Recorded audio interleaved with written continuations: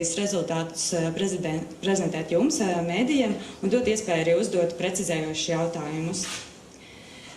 Pasākuma sākumā iepazīstināsim jūs ar veikto ekspertīzi un ekspertīzes veicējiem, kuri pēc tam prezentēs arī galvenos ekspertīzes secinājumus.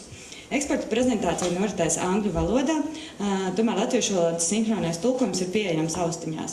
Ja gadījumā kāds no mediju pārstāvjiem saprot, ka prezentācijas vidū tomēr valoda ir pārāk sarežģīta vai specifiska, lūdzu paceliet roku un meitene pie durvīm jums pasniegs austiņas. Pasākuma otrajā daļā būs iespēja uzdot jautājumus. Un pēc šīs jautājuma un atbilžu sesijas arī interesanti varēs pieteikties uz individuālām intervijām ar ekspertiem. Atgādinu, ka pieejas jūs saņēmāt arī informatīvos materiālus, kas sastāv no ekspertu prezentācijas latviešu un angļu valodā, faktu lapas latviešu un krievu valodā, kā arī abu ekspertu CV angļu valodā. Plašāk par pašu ekspertīzi. Ekspertīze, ko šodien prezentēsim, ir vienīgā ekspertīze, kas ir veikta par ugunsdrošības signalizācijas nostrādāšanu traģēdijas dienā. To veica eksperti no Vācijas SIA Maxima Latviju uzdevumā. Galvenie ekspertīzes mērķi bija rekonstruēt ugunsgrēka trauksmes sistēmas aktivēšanās gaitu, identificēt aktivēšanās iemeslus un noskaidrot, vai pastāv saikne starp ugunsgrēka trauksmes sistēmas aktivēšanos un jumta sabrukšanu. Ekspertīze tika veikta laika posmā no 2013. gada 13. decembra līdz 2015. gada 20. martam. Par pamatu ņemot dokumentus par objektu, ieskaitot ugunsgrēka trauksmes paneļu trauksmes žurnālu, informāciju, kas iegūta objekta apmeklējuma laikā 2014. gadā, klients sniegto informāciju un papildus literatūru un dokumentus par konkrētās ugunsdzēšanas sistēmas elementiem. Plašāk par ekspertīzes veicējiem. Ekspertīzes veikuši divi uzņēmumi, savas nozares speciālisti. Kofler Energijas ir vadošais inženierijas uzņēmums enerģijas un resursu efektivitātes jomā Vācijā ar 40 gadu pieredzi. Savukārt CRP ir vadošais uzņēmums profesionālas konstrukciju ekspertīzes jomā Vācijā ar vairāk nekā 25 gadu projektu pieredzi. Ar ekspertīzes rezultātiem jūs šodien iepazīstinās divi eksperti. Viens no tiem certificēts preventīvas ugunsdrošības eksperts Kristians Kacingers, kurš ekspertīzes veikšanas laikā pārstāvēja uzņēmumu Kofler Energijas. Šajā ekspertīzē viņš ir atbildīgs par ekspertīzes sadaļu ugunsgrēka trauksmes sistēmas aktivēšanās notikuma gaita un aktivēšanās cēloņi 2013. gada 21. novembrī. Kopš 2015. gada Kacingera kungs ir vadošais partneris un direktors uzņēmumā plānības grupa Drauga Bāde Drešer Vācijā, iepriekš bijis filiāles vadītājs inženierijas uzņēmumā Kofler Energijas Braunšveigā, kā arī vadījis ar preventīvu ugunsdrošību saistītus projektus citos inženierijas uzņēmumos Vācijā. Tāpat Kacingera kungs ir vadījis virkni ar ugunsdrošības inženieriju saistītus projektus, tā skaitā Deutsche Bank mītne Hannoverē, farmācijas uzņēmumu Kiršfarma administrācijas ražošanas un noliktavas ēkas, autoražotāja Porsche AG ēka, krava dzelzceļa stacija Hannoverē un daudzi citi projekti. Otrs eksperts, kurš šodien iepazīstinās ar ekspertīzes sadaļu, kurā tiks izskaidrots, kā un kāpēc sabruka ēkas jumts Priedaines ielā 20, ir certificēts inženierijas eksperts Nabils Afuets no inženierijas uzņēmuma CRP. Feda kungs doktora grādu ir iegūst Berlīnas Tehniskajā universitātē. Kopš 1999. gada viņš ir CRP ugunsdrošības projektu vadītājs, vadošais projektu vadītājs un Hannoveras biroja vadītājs. 2007. gadā Tirdzniecības palāta Hannoverē ir iecēlusi viņu par zvērinātu ekspertu ēku fizikā un ugunsdrošībā. Tāpat Feda kungs ir izdevis vairākas publikācijas un izstrādājis dažādas pētījumus. Ir Vācijas civilās inženierijas institūta standartizācijas un ekspertu komitejas biedrs. Feda kungs piedalījies un vadīs arī dažādus ar ugunsdrošību saistītus projektus, sniedzis ar ugunsdrošību saistītus speciālus pakalpojumus dažādos projektu posmos. Tāpat tās arī izstrādājis un piedalījies pētniecības projektā par ugunsdrošību valdības ēkās. Atgādinu, ka plašāka informācija par abu ekspertu iepriekšējo pieredzi ir pieejama informatīvajos materiālos, ko saņēmāt. Tagad aicināšu Kristiānu Kacingeru un Nabilu Fedu pastāstīt par veikto ekspertīzi un tās rezultātiem. So now I would like to welcome Mr. Katzinger and Mr. Ford to present the results of the expertise.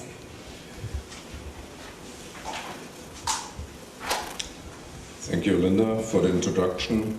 And we like to thank our client Maxima for the invitation and you, the press, the journalist, to be here and giving us the opportunity to show you the main results of our expertise. Mūsu veiktās ekspertīzes ietvaros gūtos secinājums attiecībā uz ugunsdrošības sistēmām un tās aktivizēšanos 21. novembrī 2013. gadā Priedainas ielā 20.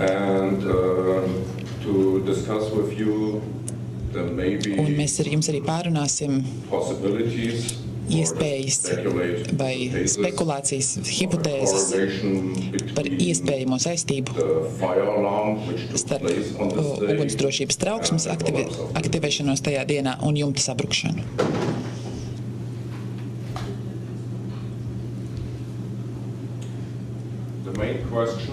Galvenais jautājums.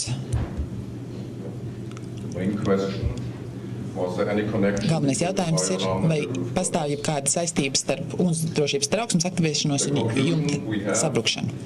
Mūsu gūtais secinājums ir, ka šādas saistības nav. Un mēs jums parādīsim, kāpēc mēs esam nonākuši pie šāda secinājuma.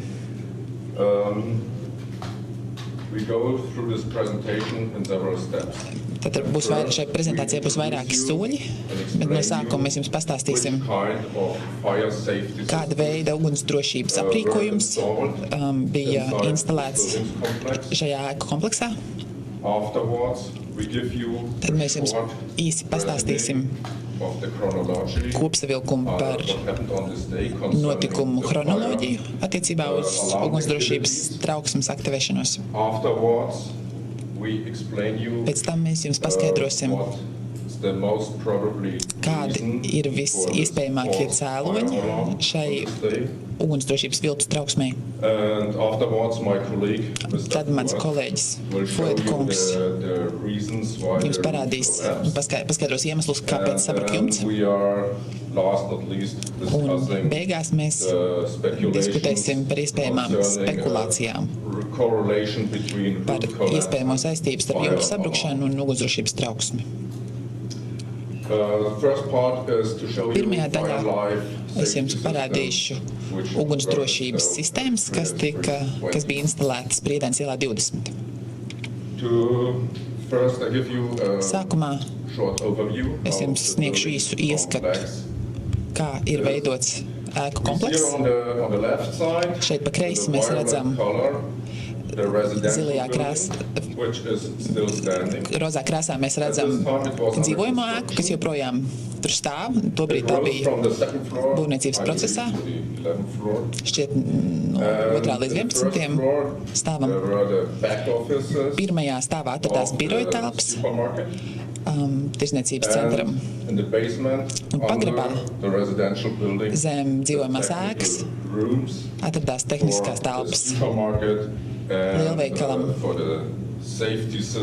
un arī drošības sistēmām visam ēku kompleksam.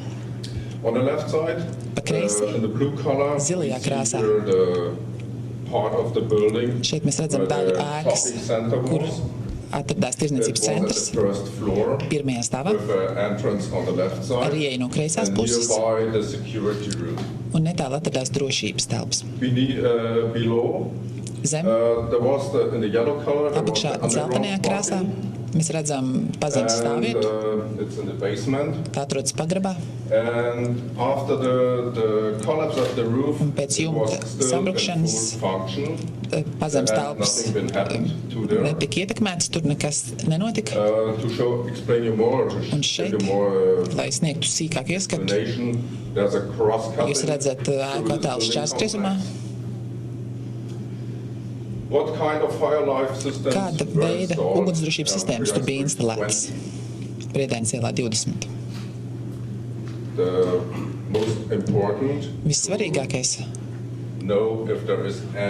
ir jāzina, lai zinātu, vai kompleksā nav ugunsgrēks, ir ugunsgrēka noteikšanas sistēmas sarkanajā krāsā. Tas informācija saņem no manuāliem detektoriem kas ir instalēti netālu no ieejām un evakuācijas izejām, kā arī automātiskie detektori un iespējams vēl citas sistēmas, kā ugunsdzēsības sistēmas. Zaļajā krāsā mēs redzam automātisko balss apziņošanas sistēmu. Tad mums ir dūmu novades sistēma, kā arī ugunsdzēšanas sistēma, ugunsdzēsības šļūtenes un tā sauktie sprinkleri. Dūmu detektori tika instalēti zem lielveikala jumta pēc punktu sistēmas. Tie atrodas zem jumta. Ja gaisā ceļas dūmi no ugunsgrēka, kas notiek šajās telpās, tad automātiski iedarbosies ugunsdrošības trauksme, kas dosies uz ugunsdzēsības kontrolas, vadības paneli, un to ir iespējams, un pēc trauksmes žurnāla ir iespējams noteikt, no kur ir izcēlusies uguns. Vai šī trauksme nāk no manuālā detektora, jo kāds nospieda pušu pogu, vai arī šī trauksme nāk no automātiskiem detektoriem. Un ja jā, no kurā telpā? Vēl kāda iespējamība. Ugunsgrēka izcelsmes vietā ir sūkņu stacija, kas atrodas zemāk.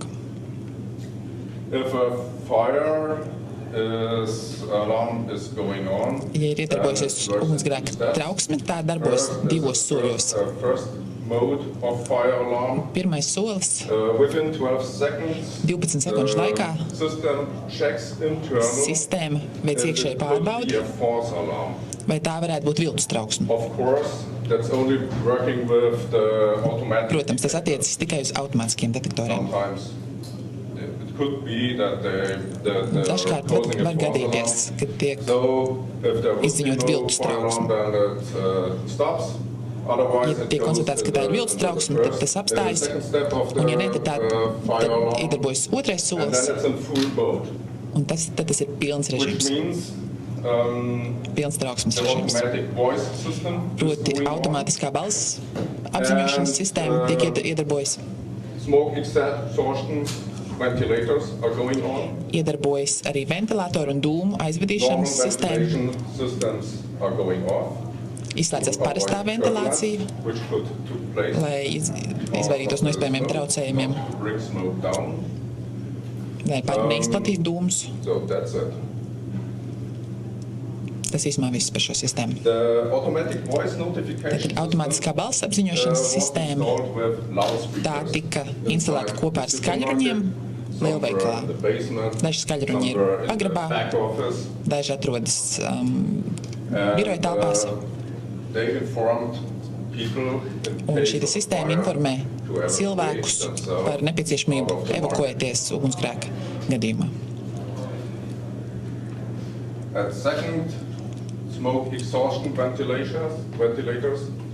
Otrais tātad ir dūmu aizvedīšanas sistēma. Šie ventilatori atrodas uz jumta, lai izvadītu dūmus ārpus ēkas. Ugunsdzēšanas sistēma. Tur ir manuāls ugunsdzēšanas sistēmas, piemēram, ugunsdzēšamie aparāti, ko jūs zināt. Tad ir ugunsdzēšanas šļūtenes, kas ir instalētas skapjos, un šie skapi ir jāatver, jāizvelk šī šļūtene, un tad ir iespējams dzēst ugunsgrēku. Un tie bija piestiprināti pie kolonām, kā arī apakšzemes stāvvietā, un arī pirmajā stāvā lielveikalā. Tad bija arī cauruļvedes sistēma zem griestiem, pazemē un pirmajā stāvā, kas tātad bija savienots ar šīm šļūtenēm. To ir svarīgi zināt, jo šai sistēmai nav tiešas saiknes ar jumtu. Viņi nepieciešamo materiālu saņem no sūkņu stacijas. Papildus vēl ir arī sprinkleru sistēmas.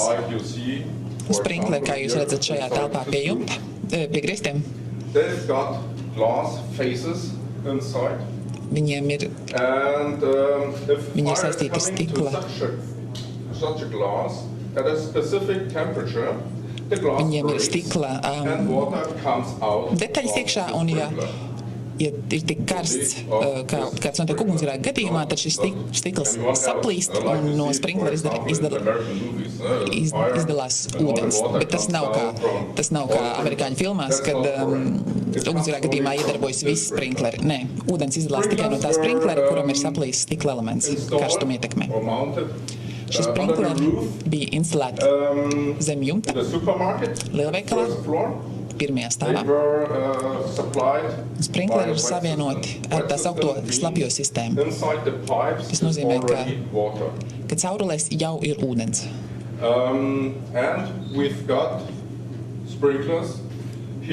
Mēs redzam, ka sprinkleri atrodas arī pagrabstāvā.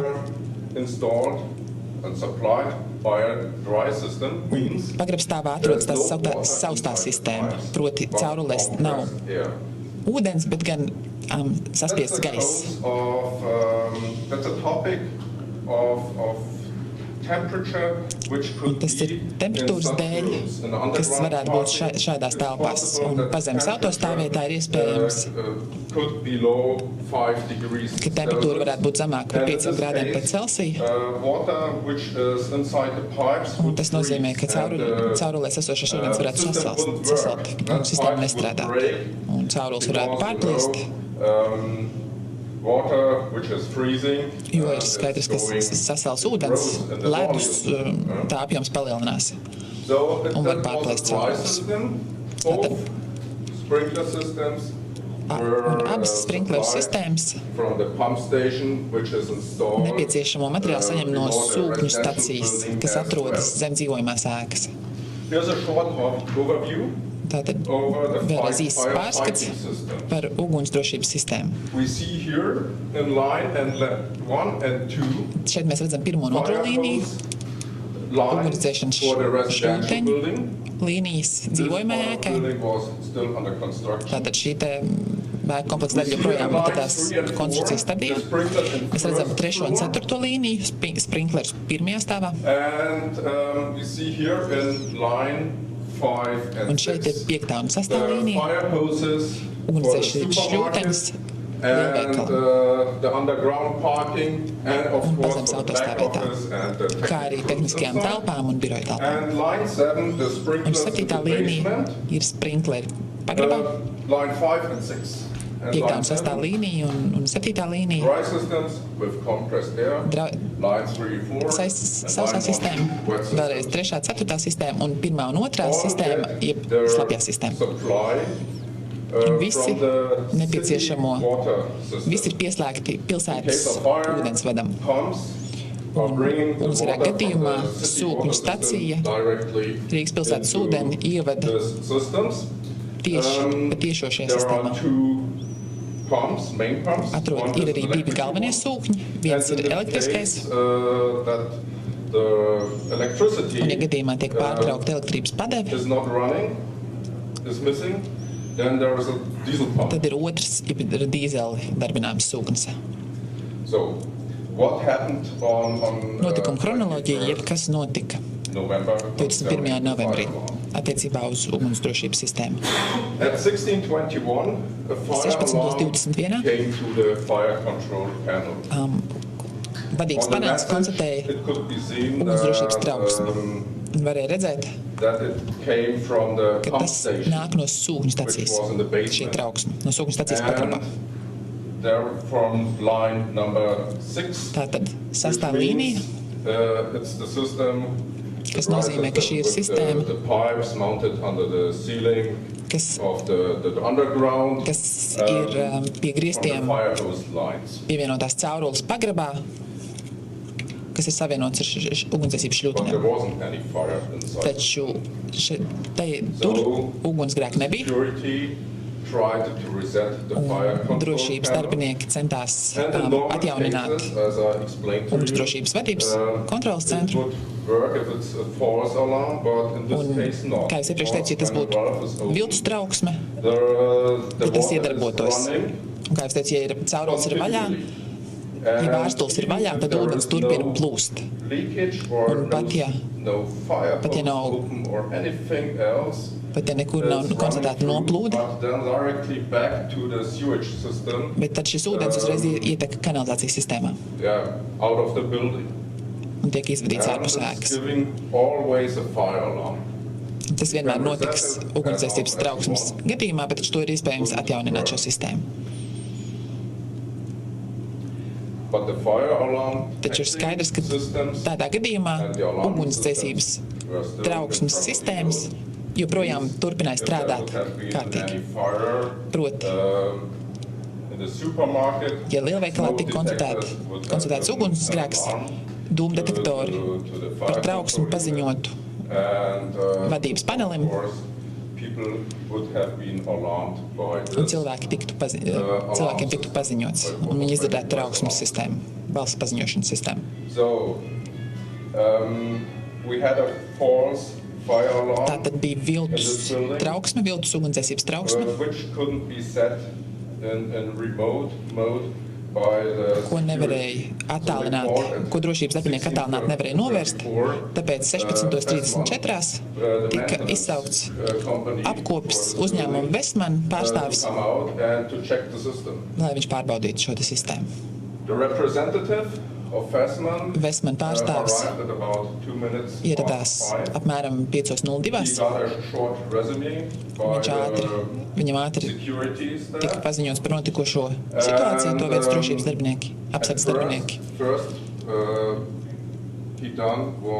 Un pirmā lieta, ko viņš izdarīja, bija atdalīt ienākošo signālu no sūkņu stacijas. Viņam bija autorizācija to darīt. Un viņš to varēja veikt sistēmas līmenī. Un viņš tātad atjaunoja šo ugunsdrošības sistēmu normālā režīmā, novēršot ienākušo trauksmes signālu. Un arī pārējās ugunsdrošības sistēmas turpināja strādāt. Tad viņš devās uz vadības paneļa, sistēmu izslēdz ienākušo trauksmes signālu. Tad viņš devās uz servera istabu, izslēdza balss paziņošanas sistēmu. Un, ja tālāk tiktu konstatēta ugunsgrēka trauksme, tad dūmdetektori konstatētu šos dūmus, un visa sistēma atkal iedarbotos. Sistēma bija pilnā darba kārtībā.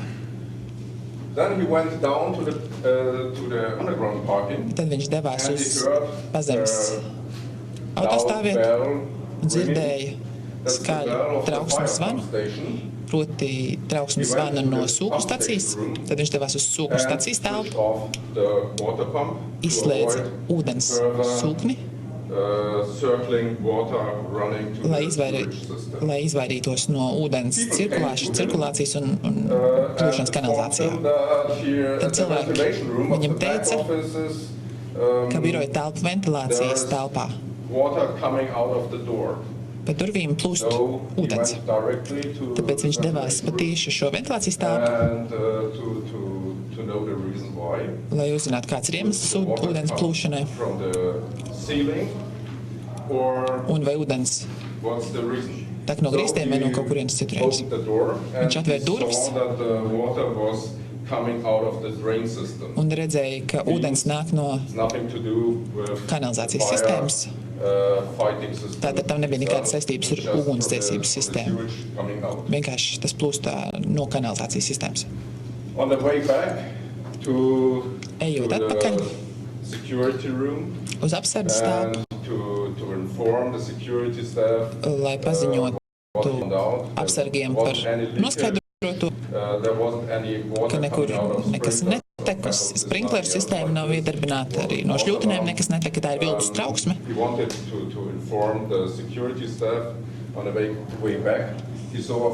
Un dodoties atpakaļ pie apsargiem, viņš redzēja, ka ugunsdzēsības šļūteņu skapis ir vaļā, durvis nebija aizvērtas.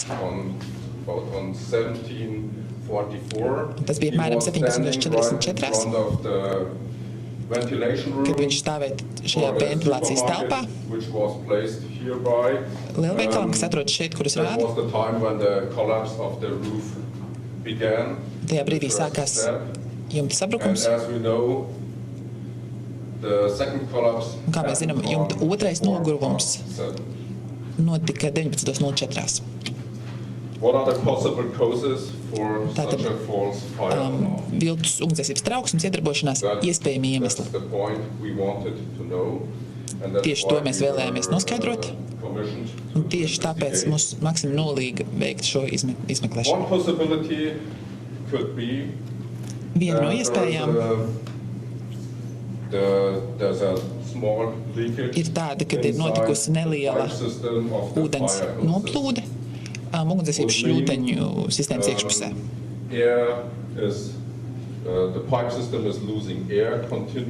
Proti, cauruļvadu sistēma mazliet zaudē gaisu.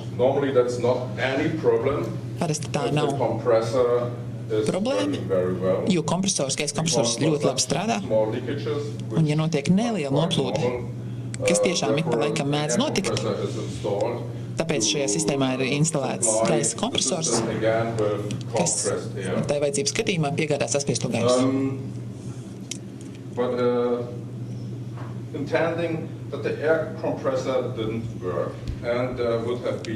Bet gaisa kompresors nebija iedarbojies, un ja būtu notikusi saspiestā gaisa noplūde, tad gaisa spiediens samazinātos tik ļoti, ka šie vārsti, ko jūs redzat, ka tie atvērtos.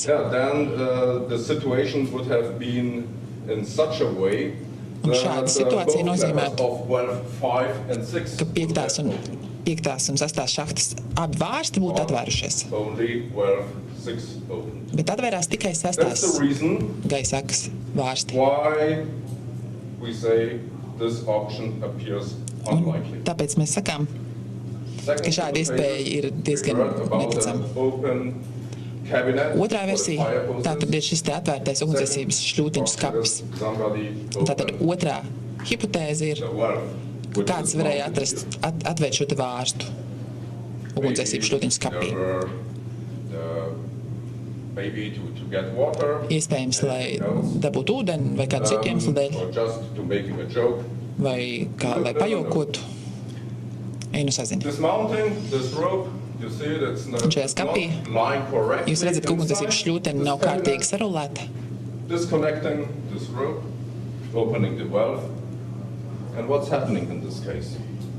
Kas tā tad notiktu, ja tā būtu vaļā? Šis skapis ir tuvāk 6. nevis 5. šahtai.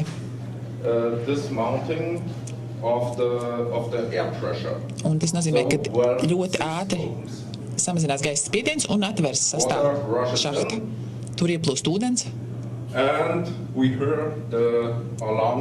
Mēs dzirdam ugunsdzēsības trauksmi. Pirmkārt, šo te trauksmes zvanu pazemes stāvvietā. Tas ir ļoti skaļš.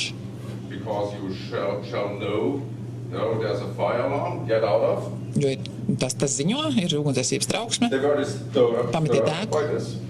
Tātad šīs trauksmes dēļ viņš nobijās un aizvēra šo te šahtu un pazuda. Viņš vēlreiz pārtēna ugunsdzēsības šļūteni un devās prom. Mūsuprāt, šī ir visticamākā versija otrajai hipotēzei.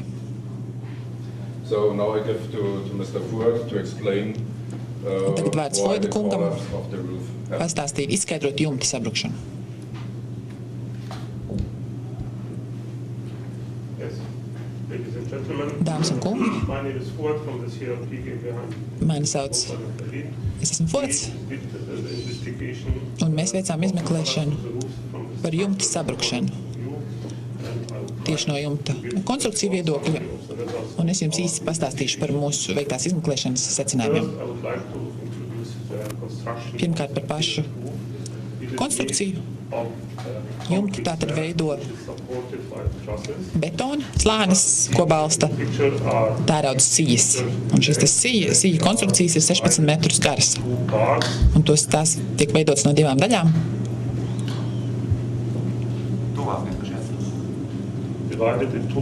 Šis te jumta kopni to veido 2 daļas. Un kā mums teica, tas ir galvenokārt transportēšanas dēļ. Un šīs te abas 2 daļas savieno skrūvis. Kopējais dzelzs struktūras stāvoklis pat pēc jumta sabrukšanas bija labs. Un mūsu izmeklēšana parādīja, ka tieši ar sarkano apvilktais jumta kopņu savienojuma vieta bija galvenā problēma. Un veicot aprēķinus, mēs noskaidrojām, ka šī savienojuma vieta jumta sabrukšanas gaitā slodze uz to bija 2 tik liela, cik maksimāli atļautā. Un, netika ņemt vērā dažādi drošības faktori. Un ja mēs salīdzinām sākumā nepieciešamo spēku, kas būtu nepieciešams šai savienojuma vietai, ņemot vērā drošības faktorus, tad šī slodze varbūt būtu pat vēl lielāka nekā maksimāli atļautā. Un šis ir iemesls, kāpēc šīs skrūves neizturēja lielās slodzes dēļ.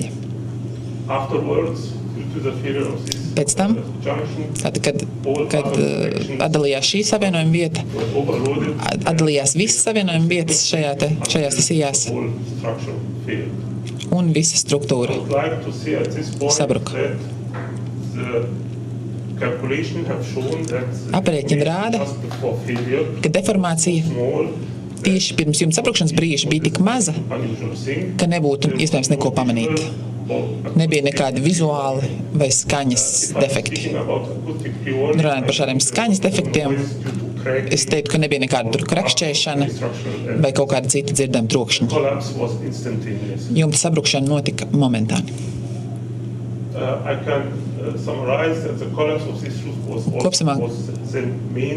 Kopumā varu teikt, ka jumta sabrukšana notika galvenokārt šo te pārliek lielā spiediena uz savienojumu skrūvēm dēļ. Tieši tātad tērauda konstrukcija apakšā.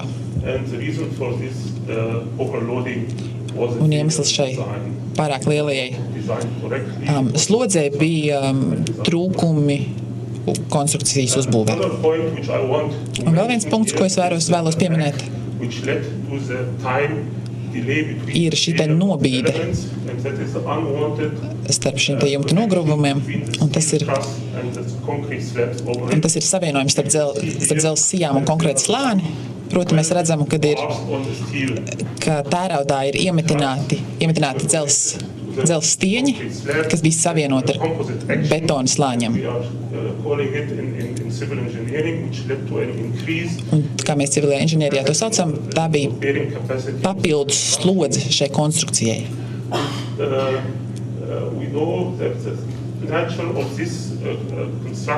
Un šīs te konstrukcijas īpatnība ir tāda, ka tās iekšēji kaut kādu plaisu rezultātā un kaut kādu dažādu defektu dēļ var sadalīties, iebrukt ilgākā laika periodā šāda veida konstrukcijas. Bet es vēlos uzsvērt, ka galvenā problēma bija savienojuma vietas, proti pārāk mazas un pārāk maz skrūvju. Paldies!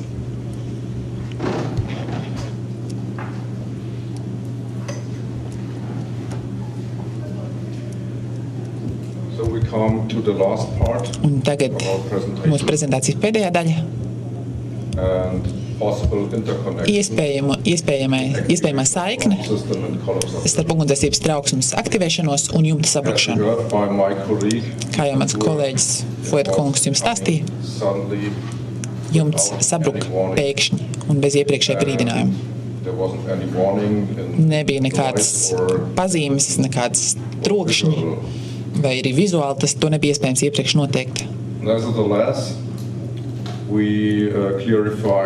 Tomēr mēs noskaidrojām, vai varbūt ēka varētu būt sakustējusies brīdi pirms sabrukšanas, un vai tas varētu aktivēt ugunsdrošības trauksmi. Bet atbilde ir nē. Kaut kas tāds nevarēja notikt. Un kāpēc? Kā jau es stāstīju, mums ir automātiskie detektori izvietot pēc punktu sistēmas.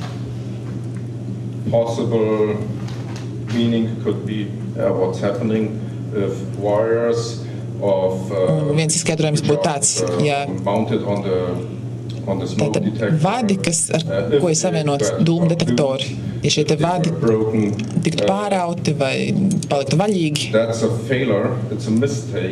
tā ir kļūda sistēmas iekšienē. Un šādos gadījumos uz kontrolas paneli tiek nodots signāls, bet taču neiedarbojas ugunsdzēsības trauksme. Un ugunsdzēsības trauksme notiek tikai tad, ja dūmu detektoros iekļūst dūmi. Un mēs redzam šādu infrasarkano LED gaismu, kas sūta nepārtrauktu signālu detektoru iekšpusē, kas nokļūst šajā te kamerā, un nekas nenotiek. Taču, ja dūmu detektorā iekļūst dūmi,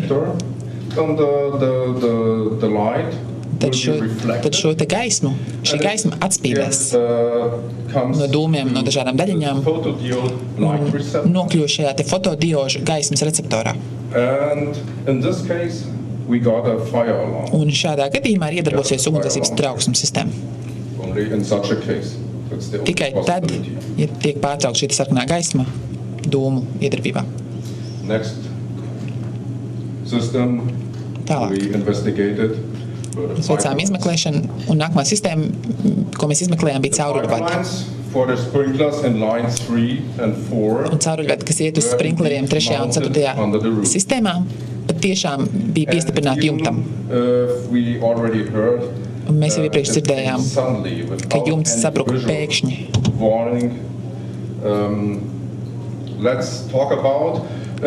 Parunāsim par iespēju, kas notiktu, ja šie cauruļvadi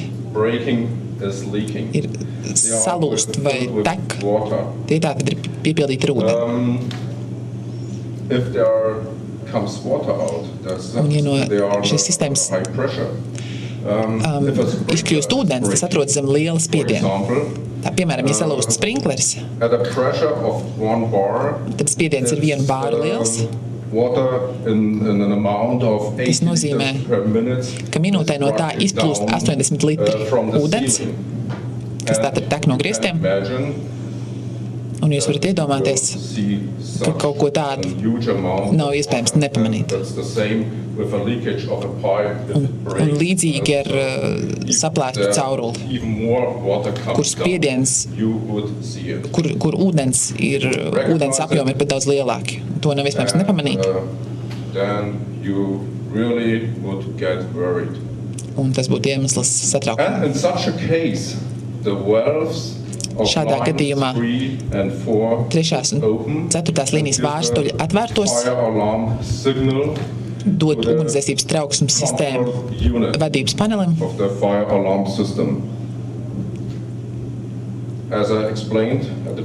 Kā jau es skaidroju sākumā, ugunsdzēsības trauksme nāca no 5. un 6. līnijas.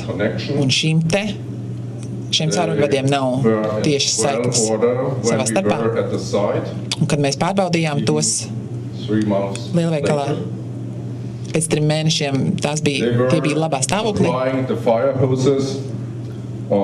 Tie tātad pievada. Tie ir saistīti ar ugunsdzēsības šļūtenēm, kas atrodas pazemes stāvvietā un lielveikalā. Un ja šī cauruļvadu sistēma būtu lūzusi, vai tur būtu caurums, to viegli pamanītu.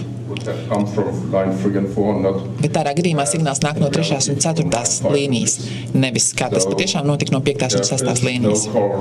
Tāpēc ir skaidrs, ka nav saistības starp jumta sabrukšanu un ugunsdzēsības trauksmi.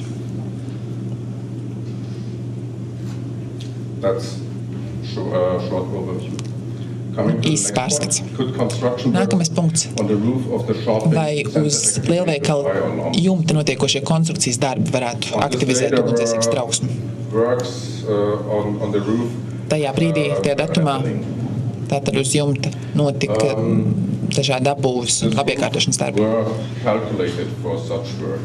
Taču jumta konstrukcija bija paredzēts, ka tur notiks šie būvniecības darbi. Bet tur nav nekādas saistības, jo šīs cauruļvadi neatpazītu šādas darbus, kustības un vibrācijas. Un tas pat vibrācijas nekāda neietekmētu ugunsdzēsības cauruļvadus. Tie ir iebūvēti fleksiblā veidā, lai tie būtu elastīgi un ir spējīgi reaģēt uz normāli iespējamajām temperatūras izmaiņām ziemā un vasarā. Un arī šeit signāls tātad nāca no 5. un 6. līnijas, nevis no 3. un 4. Tātad šeit nav nekādas korelācijas, nekādas saiknes. Kopējie secinājumi.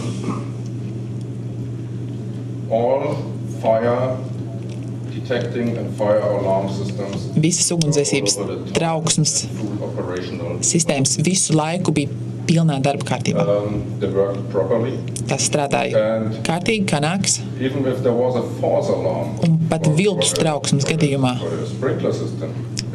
attiecībā uz sprinkleru sistēmu tā strādātu kārtīgi. Un darīt to, kam tā ir radīta. Jo sistēma nezina, ka kāds ir atvēris ugunsdzēsības šļūteņu skapi un vārstuli. Taču nebija uguns, nebija un cilvēkiem nebija nekāda apdraudējuma iespējamā ugunsgrēka dēļ šajā ēkā. Un šāda ugunsdzēsības trauksmes sistēma nereaģē uz ēkas iekšpusē notiekošajām kustībām, konstrukcijas kustībām. Tā reaģē tikai uz ugunsgrēku. Un šiem diviem notikumiem nav nekādas saiknes, tā ir neveiksmīga sakritība šajā dienā. Tā bija sagadīšanās. Paldies! Thank you, Mr. Plot, for the presentation. Paldies ekspertiem par prezentāciju. Tagad klātesošiem ir iespēja uzdot interesējošus jautājumus. Jautājumus varat uzdot gan latviešu, gan angļu valodā. Latviešu valodā uzdotos jautājumus tūlīt iztulkos. Tūliņā pastāstīšu, kā noritēs. Un atbildes, kas tiks sniegts angļu valodā, latviešu valodā jums sinhroni turpinās tulkot austiņās.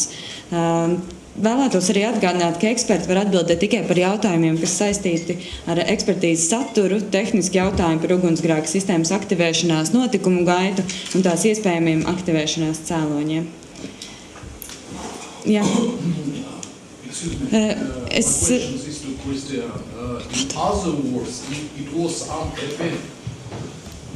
It was lastly, it was unhappy coincides, but my question is about this fire equipment.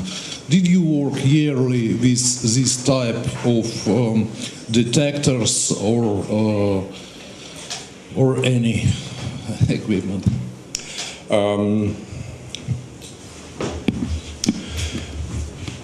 We had all technical documents Mums ir pieejami visi tehniskie dokumenti of this building complex, attiecībā uz šo ēku kompleksu, ko mēs pārbaudījām. tehniskie dokumenti un rasējuma skices. Tur labi var redzēt, kāda veida aprīkojums ir iebūvēts un instalēts. Un šos dūmdetektoru dizainu un visu dizainu, tas bija atbilstoši likumam, tie tika instalēti, un mums bija redzams, ka aprīkojums ir neskarts. Tas mums bija redzams. Un arī tas mums bija redzams biroja telpās, tehniskajās telpās, kā arī pazemes stāvvietā. Tas bija neskarts. Here's Annette from public television. As these results are really important. Tā kā šie rezultāti ir ļoti svarīgi, droši vien maksimāli ļoti svarīgi, ir jājautā, vai mēs varam uzticēties, ka šos rezultātus Maksima nav nekā ietekmējusi caur jums. Mēs savu ekspertīzi veicam pēc labākās zināšanas un ticības. Mēs esam neatkarīgi inženieri, arhitekti.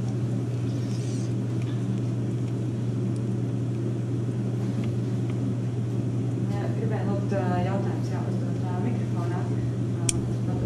Es gribēju vaicāt, vai varētu uzskatīt, ka ugunsdrošības sistēma, kas bija ievietota šajā ēku kompleksā, ir uzskatām par iespējamo labāko variantu, kas bija iespējama, vai arī kaut kāda citāda veida sistēma būtu varējusi novērst traģēdiju.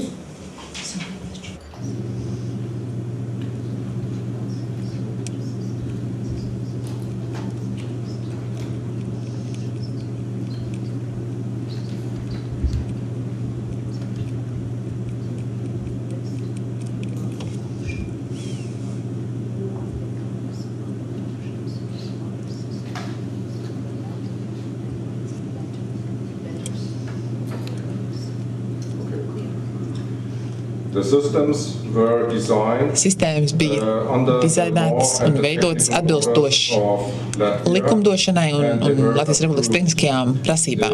Un šos sistēmas ievotās sistēmas tika apstiprinātas, un tās bija atbilstošas Latvijas Republikas likumdošanai un tehniskajām prasībām. Vai šīs ugunsdzēšanas sistēmas, vai viņas ir redzamas video novērošanas kamerās? Un vai šī persona varētu būt redzama šajās video novērošanas kamerās, kas atvēr to skāpi? Jā, ir zināms.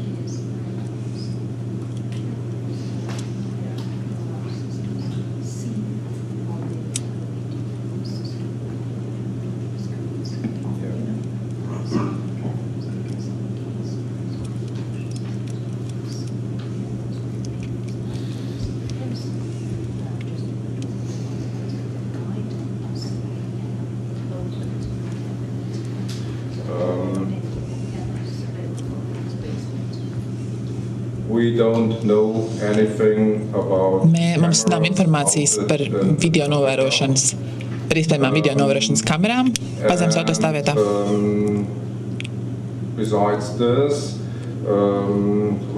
Un piedāvām, mums nav arī informācijas, vai Latvijā tas ir atļauts, vai instalēt, novietot kameras šādās pazemes telpās Latvijā. Tas ir droši vien paredzēts Latvijas Republikas likumos.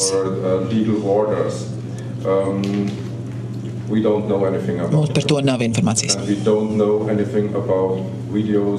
Un nav informācijas arī par video, vai tur kaut kas ir redzams vai nav. Es gribēju pajautāt, es saprotu, ka eksperti gribēja tādu, ka kāds bija attaisīt to skatu, kur stāvēja iekšā ugunsdzēsības šļūtē. Tad vienkārši redzēt, tiesā ir izskanējis un mēdījos ir daudz teiks, ka Zolotūdas traģēdijas dienā Maksimas signalizācija atslēgta 37 reizes un trauksmes signalizācija Zolotūdas Maksimas skanējusi gandrīz katru dienu, tie ziņu virsraksti. Tad hipotēze ir tāda, ka kāds 37 reizes taisīja vaļā šo kastu, vai kas īsti notika?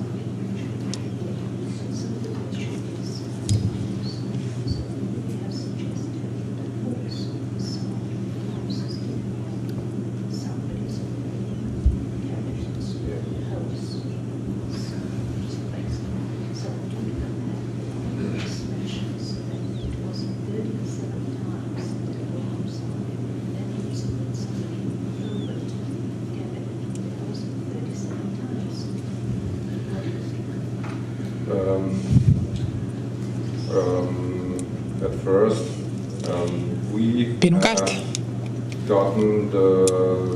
we got the alarm protocols. mēs esam redzējuši šo te ugunsdzēsības trauksmju žurnālu no vadības paneļa.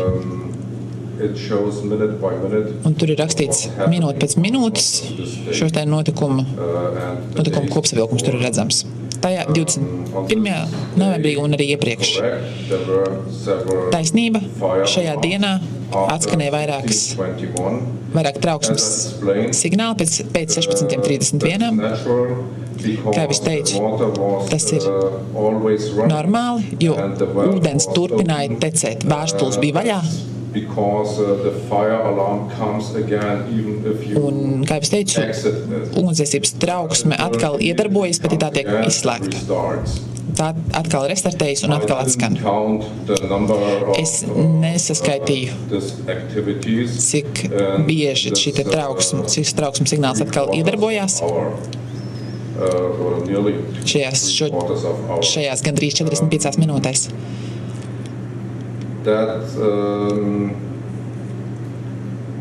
That there has been every day a fire alarm. To vai trauksme ir skanējusi katru dienu, gandrīz katru dienu, tā nevarētu būt. Tas trauksmes žurnāla protokolos tas nav redzams. Un vadības panelis īsu brīdi pēc traģēdijas to tātad paņēma policija, lai izvairītos no iespējamām manipulācijām, un mēs šo trauksmes žurnālu saņēmām caur mūsu klientu. Mixnews.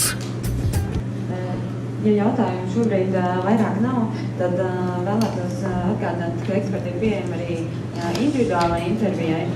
Jūs varat pieteikties pie manis. Intervijai nodrošināsim arī tulku, ja nepieciešams. Pabrīdināšu, ka Mr. Sports ir pieejams līdz 12. Tā kā, ja žurnālistam ir konkrēti jautājumi, viņam izmantosim laiku. Un pārējiem liels paldies par ierašanos.